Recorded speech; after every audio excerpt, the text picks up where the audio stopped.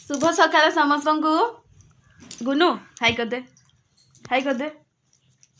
गुनु आसी मामू घर एबे बाजिलानी 8टा। गुनु कहूँ कि मामा तू उठुनी, तू एमती कंबल भितर था आ मत एमती भितर माने गरम करके रखी था। टोटाली गाधाना खानी कि मत खुआनी। तू ना आज गाधेबानी नहीं कही दे गाधेबानी आज नहीं आ खाइबानी खाइबानी नहीं एई कंबल भितर थिबा हो। अच्छा ठीक अच्छे आई देइचंती एठी बेड टी आम एठी चा पीऊ। तुम चा पीबू चा पीबू नहीं छोट छुआ चा पीती ना मामा पीब।